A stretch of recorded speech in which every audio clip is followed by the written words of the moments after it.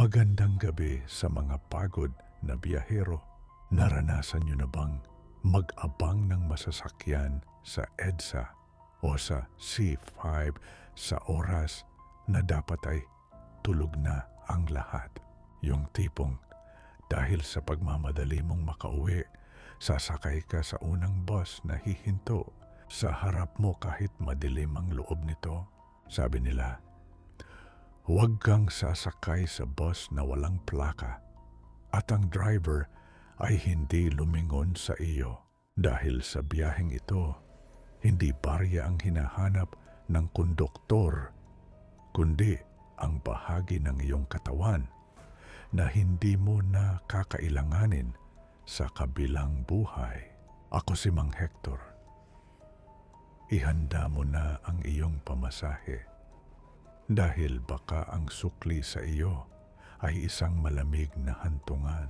Pakinggan mo ang kwento ng angbus sa hating gabi. Si Joel ay isang call center agent na late na natapos sa kanyang shift. Dahil sa sobrang pagod, sumakay siya sa isang lumang bus na biglang huminto sa tapat niya sa Guadalupe. Hindi niya napansin na ang bus ay walang ruta, walang plaka, at ang mga bintana ay balot ng napakaitim na tint. Pag-akyat niya, napansin niyang ang lahat ng pasahero ay nakaupo ng tuwid, nakaharap sa likuran ng bus, at lahat sila ay nakatalikod sa kanya. Walang nagsasalita, walang gumagalaw. Lumapit ang konduktor.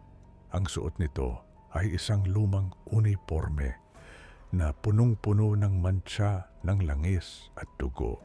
May hawak itong puncher na gawa sa matalas na buto. Pamasahe po sir, pulong ng konduktor. Hindi ito tumitingin sa kanyang mga mata. Inilabas ni Joel ang kanyang pitaka. Pero itinaas ng konduktor ang kanyang kamay. Hindi kami tumatanggap ng pera rito. Ang pamasahe hanggang sa iyong destinasyon ay 10 piraso ng kuko, 5 sa kamay, 5 sa paa. Natawa si Joel. Anong klaseng biro to? Baba na lang ako. Sinubukan niyang hilahin ang tali para tumigil ang bus. Pero ang tali ay naging isang buhay na ahas na pumulupot sa kanyang braso. Ang pinto ng bus ay naglaho at naging solidong pader. Napatingin si Joel sa mga pasahero. Dahan-dahan silang lumingon. Ang kanilang mga mukha ay wala ng mga kuko, wala ng mga daliri. At ang ilan ay wala na ring mga tenga. Sila ang mga regular na pasahero na hindi na kailanman nakababa dahil hindi pa buo ang kanilang pambayad. Kung gusto mong makauwi, kailangang magbayad, sabi ng konduktor habang dahan-dahan ang inilalapit ang matalas na puncher sa hintuturo ni Joel. Snap! Napasigaw si Joel sa sakit ng mabakbak ang kanyang kuko. Pero ang nakapagtataka nang mawala ang kuko, ang bus ay bumilis. Sa bawat kuko na kinukuha ng konduktor, ang bus ay tumatalon sa iba't ibang panahon.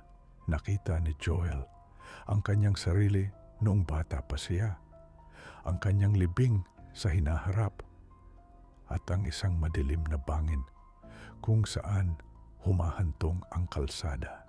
Kulang pa sir, sabi ng konduktor. Malayo pa ang uuwian mo. Baka gusto mong mag-upgrade. Isang mata para sa mabilis na biyahe. Tumingin si Joel sa bintana. Ang labas ay hindi na EDSA. Ito ay isang dagat ng apoy at mga kaluluwang pilit humahabol sa bus. Napagtanto ni Joel na ang bus na ito ay hindi para sa mga taong gustong makauwi. Ito ay para sa mga taong wala nang babalikan.